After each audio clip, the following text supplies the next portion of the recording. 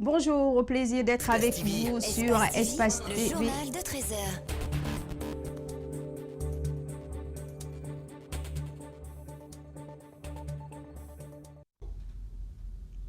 Bonjour, au plaisir d'être avec vous sur Espace TV. Voici les principaux titres de ce journal.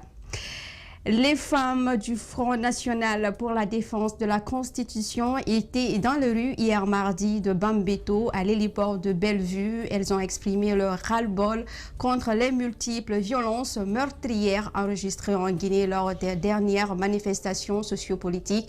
Elles ont aussi réclamé que justice soit rendue pour les personnes tuées. Emmanuel Macron se prononce contre l'interdiction des listes communautaires en politique, notamment pour les prochaines élections municipales de mars 2020, dans un discours à Paris devant le Congrès des maires de France.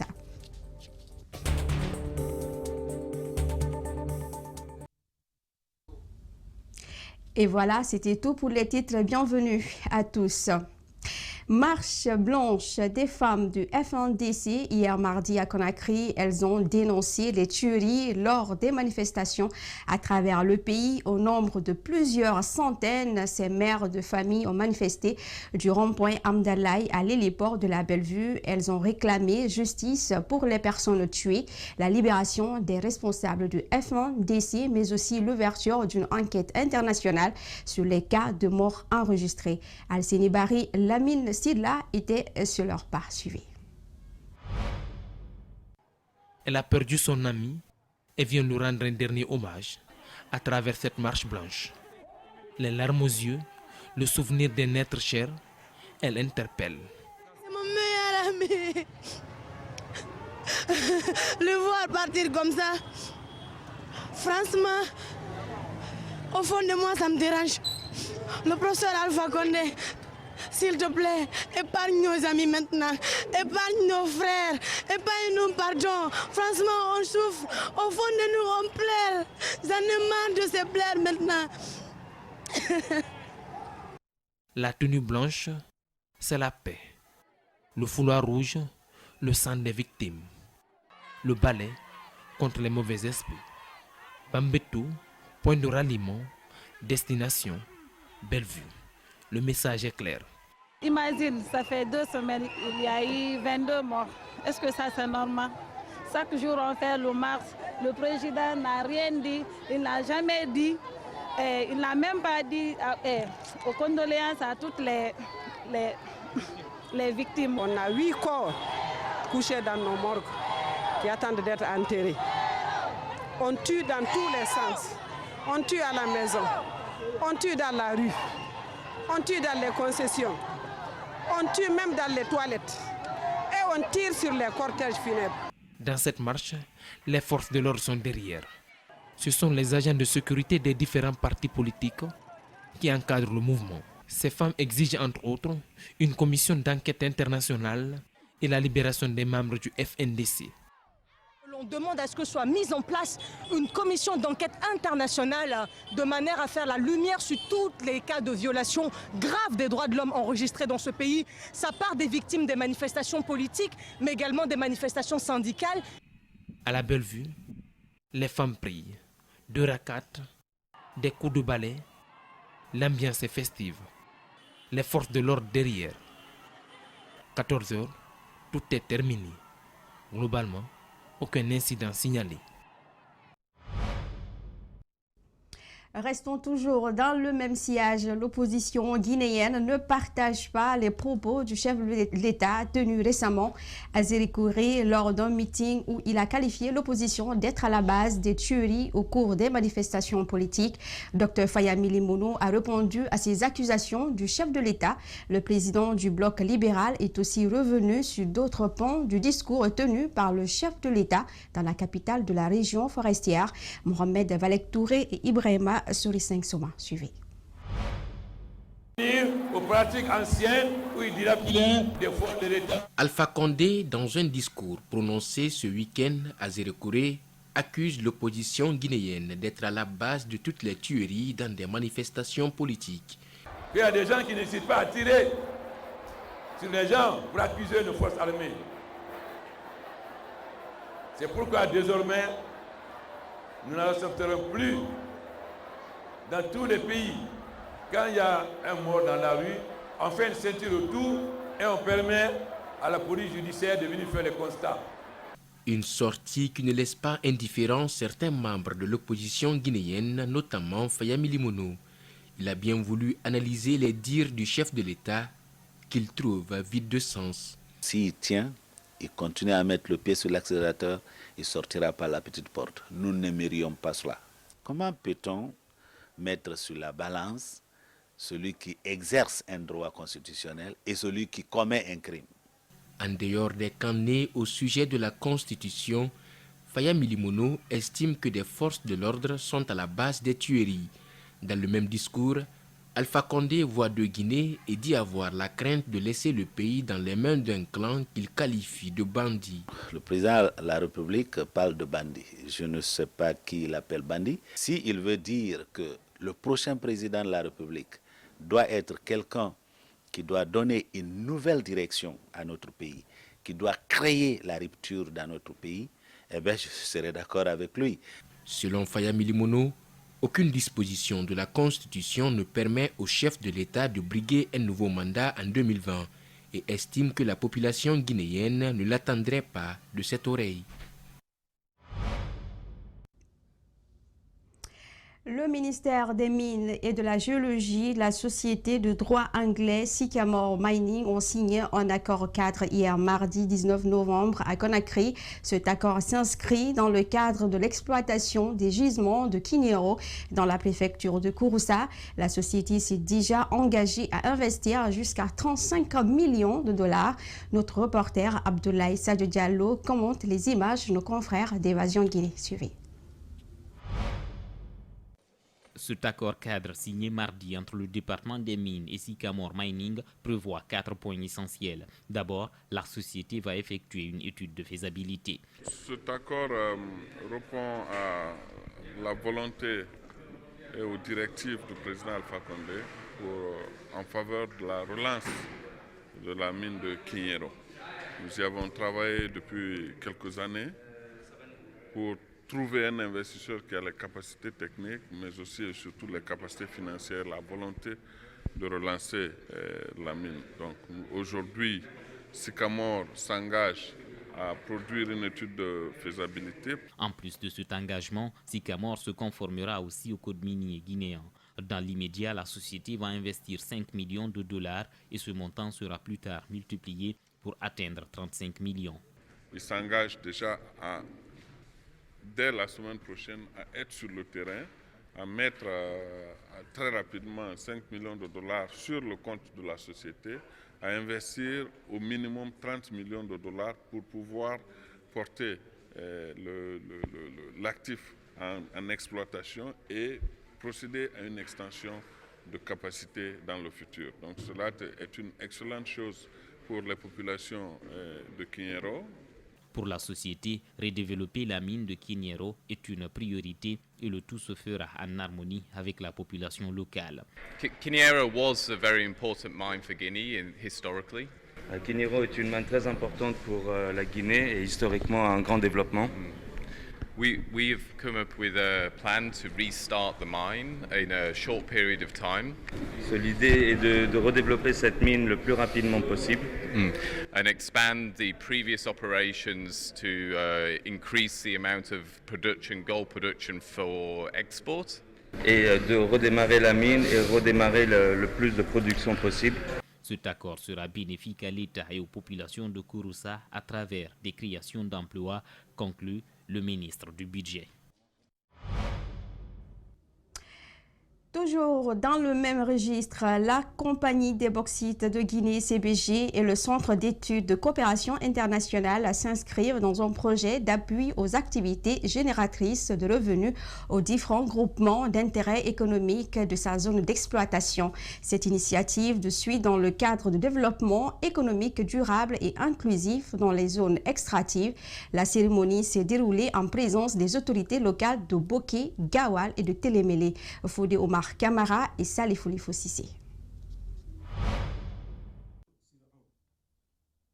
Le projet PAGR couvre 10 communes affectées par les activités de la Compagnie des bauxites de Guinée, CBG.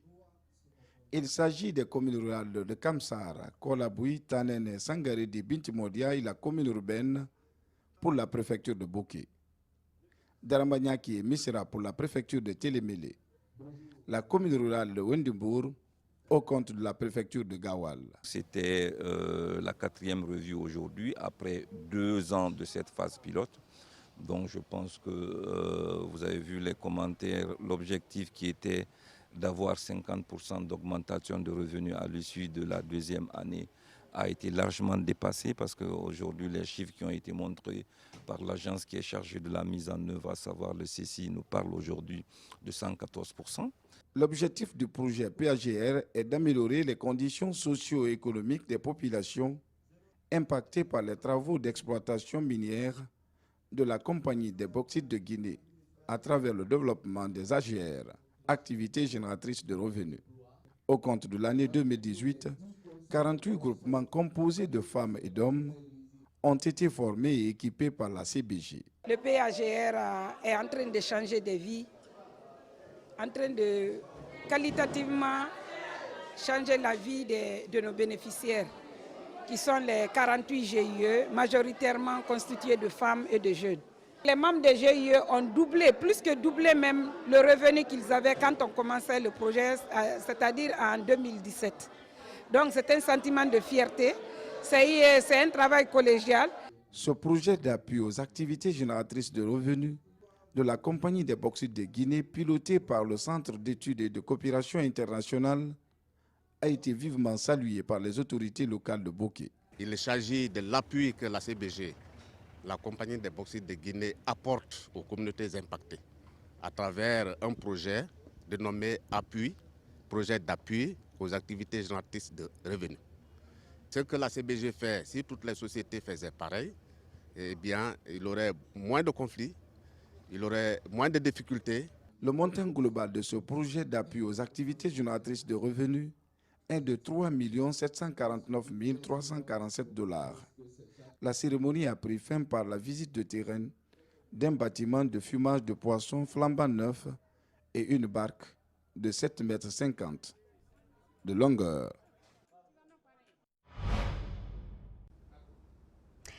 Et puis, la monture du projet de la convention collective a été présentée hier mardi aux journalistes, aux associations et aux patrons de presse. Le dit document comporte plus de 50 articles qui serviront de boussole pour la pratique journalistique et le respect des principes du métier. Mamadou Sadio Baldé et Alcine Camara, explication.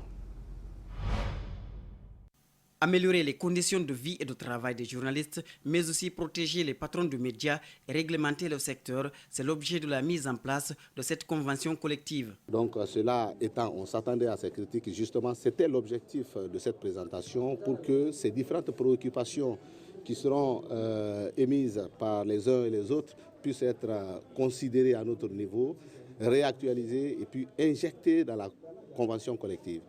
Les patrons de presse sont dans la dynamique de la convention collective.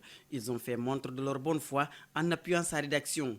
Une fois adoptée, il faut s'attendre à un grincement de dents tant au niveau des promoteurs de médias que leurs employés. Je pense donc qu'il faut, comme le doyen Souleymane l'a dit, qu'il y ait une seule porte d'entrée, que ce soit la porte dégagée par l'entreprise de presse, mais si chaque journaliste est un percepteur, convenez avec moi que cette convention collective ne pourra pas être, elle pourra être conclue, signée, mais elle ne servira à rien et ce n'est pas tout notre souhait. Donc quand elle sera signée, les journalistes perdront beaucoup d'avantages indus, mais gagneront un salaire décent.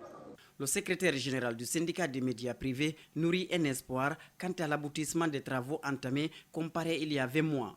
Il salue la disponibilité de tous les acteurs et encourage la nouvelle génération à s'armer de courage. Des réussites dans la mesure où ça a suscité quand même beaucoup de débats dans la salle et l'intérêt même des patrons de presse. C'est ce que nous saluons d'ailleurs. Et c'est pourquoi la date du 17 décembre a été donnée pour encore revoir, pour encore relire ce travail qui a été fait par ce comité de rédaction. Le 17 décembre, tous vont se retrouver pour davantage discuter du contenu des textes proposés pour une éventuelle adoption.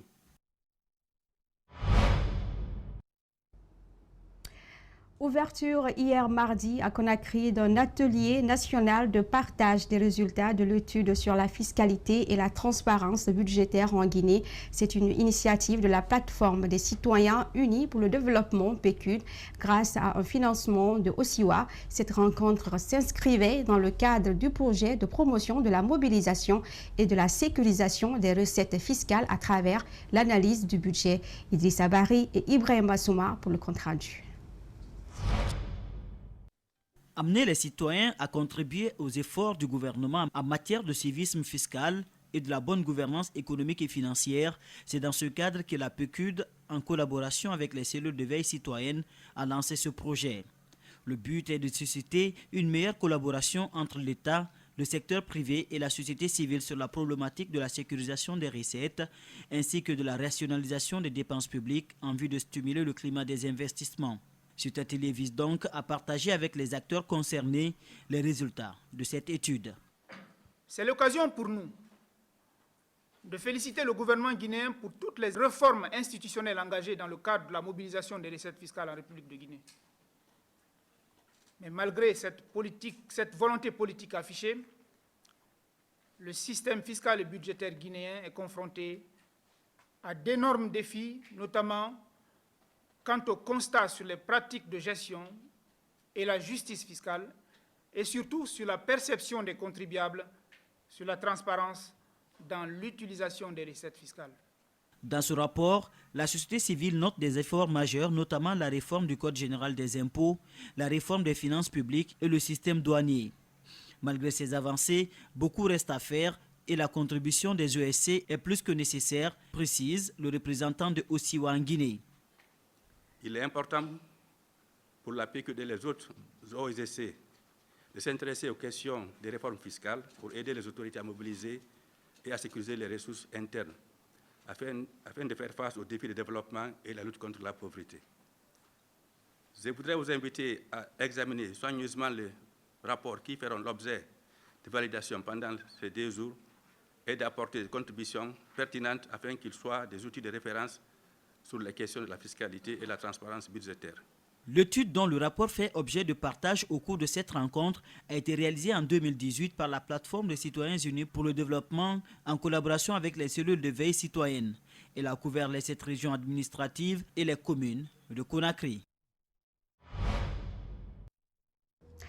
Plusieurs carrefours de Conakry sont en reconstruction depuis près de 2 mois. Le bitume est remplacé à ces endroits par du béton armé et de l'hydraulique. Selon dit, le département des travaux publics était sur le terrain pour constater l'état d'avancement des travaux. Mamadou Kalisso et Abou Korea Kourouma. Reportage. La reconstruction en béton armé et hydraulique de nombreux carrefours de Conakry se poursuit. Cette méthode est pratiquée dans certains pays ouest-africains, ceci en raison de sa résistance à l'eau, à la chaleur et aux produits pétroliers. Il coûte moins cher par rapport au goudron. Bien fait, ce béton peut durer plusieurs décennies. Donc c'est un béton qui mesure 35 cm d'épaisseur, donc 10 cm de béton de propreté et 25 cm de béton de roulement. Mais l'avantage aussi des routes en béton, c'est quoi? C'est une route qui résiste devant l'eau, la chaleur, les produits chimiques. Tout ça, c'est une route qui résiste par rapport à ça. C'est la raison pour laquelle on a préféré les routes en béton par rapport aux routes en bitume. Nous, ici, ce qu'on passe, c'est au moins 50 ans. Plusieurs chantiers sont ouverts simultanément sur la route Le Prince et l'autoroute Fidel Castro. Cela crée d'énormes embouteillages. Ces citoyens s'en plaignent. Actuellement, vous voyez qu'il y a du mal à circuler. Les usagers n'arrivent pas à vaguer à leur occupation. Donc du coup, vous constatez les embouteillages. Donc c'est encombrant au fait. Dans le cadre de l'aménagement des voiries de Conakry, fluidifier la circulation, une route secondaire de 5 km 100 sera réalisée. Elle va relier la transversale 3 à la T5. Elle doit comporter des accotements, des caniveaux, des dallos, des places de stationnement et l'éclairage public. pour permettre justement de prendre en compte le trafic important que nous avons déjà sur les deux routes et la route va être construite au nombre requis et en fonction du gabarit et de la charge que nous avons déjà sur les deux tronçons. Les études de faisabilité de cette voie doivent être validées avant le début du terrassement. Ces différents travaux coûtent près de 250 milliards de francs guinéens aux contribuables. Autre fait de l'actualité, à quoi servent au juste les murets érigés dans les différents marchés de Conakry? Malheureusement, pas à grande chose. Au regard du comportement des citoyens, ils sont quasiment envahis de nos jours par des vendeuses. De cette occupation anarchique se créent des embouteillages sous le regard impuissant des policiers. Une situation qui dépasse aussi l'autorité de l'administration des marchés. Djibril Ba et Ibrahim Souli Camara ont fait le tour de certains marché de Conakry. Suivi. Marché Anta, l'un des endroits les plus ambiants et propices aux négoces à Conakry. Toutefois, le lieu est aménagé à l'aide des murettes pour ne plus que les vendeuses et marchands ambulants occupent la chaussée. Aujourd'hui, la réalité est contraste. Les femmes assises à leur guise attendent des clients. Nous sommes là, ce n'est pas parce que nous voulons être là. On n'a pas de place. Il y a certaines qui disent qu'il y a la place dans le marché. Non, il n'y a pas de place. Tu ne sauras pas, c'est quand tu vas rentrer dans le marché, c'est en ce moment que tu sauras qu'il n'y a pas de place. Moi, je travaille pour une entreprise. Vous voyez, donc, c'est là, la petite place là, elle n'est pas tellement occupante pour dire que oui, c'est ça qui empêche les gens de passer. Donc ça n'a pas de contenu. L'argument le plus avancé par ces vendeuses est le manque de place à l'intérieur du marché. Pourtant, l'occupation du lieu est source d'embouteillage et de risques d'accident. Si toi tu sens que ta vie même est en danger face à cette activité, moi de préférence, je préfère d'abord sauvegarder ma vie et que faire quoi que ce soit comme activité. Les piétons ont du mal à se frayer un chemin. Ils interpellent l'autorité pour trouver une alternative pour ces femmes. Si en Guinée, ici, je vois que c'est l'impunité. Parce que les gens font de n'importe quoi et il n'y a pas de loi pour sanctionner. Il faut bien sanctionner. Parce qu'être humain mérite, n'est-ce pas, le respect. Les policiers nous disent qu'ils ne peuvent rien faire. La mairie de Matoto, saisie aussi sur cette préoccupation, nous rassure de libérer la chaussée dans un laps de temps. Et ce journal a été réalisé par l'ensemble de la rédaction. Merci également aux équipes techniques. Prochain rendez-vous d'information, c'est à 20h et à 22h. Bonne suite de programme sur Espace TV. À demain.